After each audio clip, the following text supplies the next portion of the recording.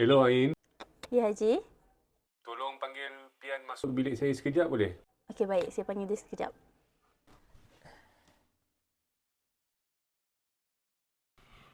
Lama dah saya perhatikan awak Pian. Kenapa ni Haji? Ambillah surat atas meja tu. Baca. Saya harap awak bertobat lah.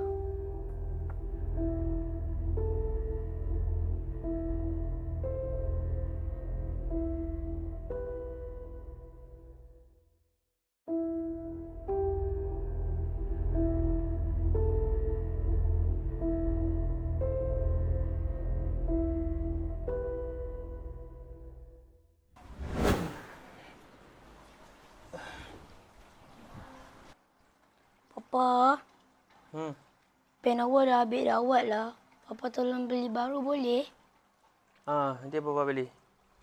Papa, kertas A4 air pun dah habis Papa. Tolong belikan. Awak nanti tolong printkan sekali kertas mewarna untuk Aish ni. Boleh? Kertas mewarna pula. Yalah. Mana pen?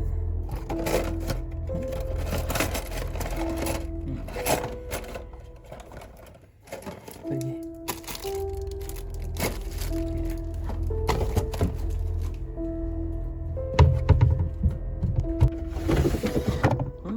Banyaknya kertas.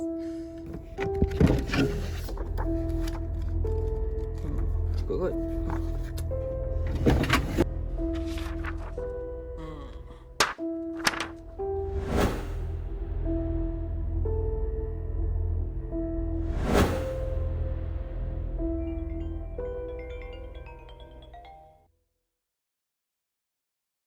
Hello Pian. Ya, saya. MC 2 hari. Okey, baiklah.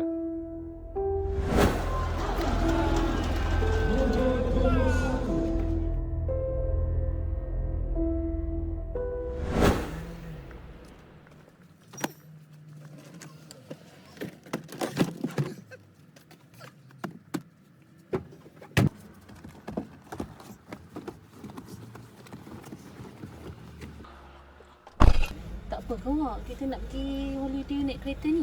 Awak tak payah risaulah. Pandai-pandai lah saya ajar nanti kat office.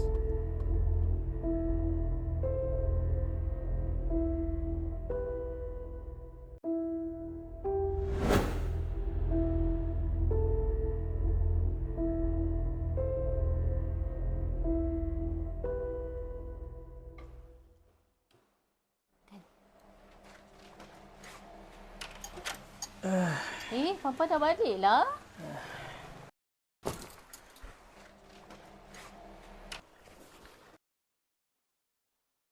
Kenapa ni, Wak? Awak okey ke?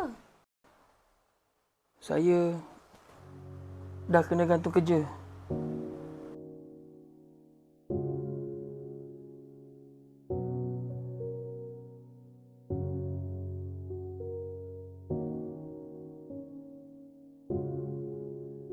Integriti teras kesejahteraan negara dan keluarga.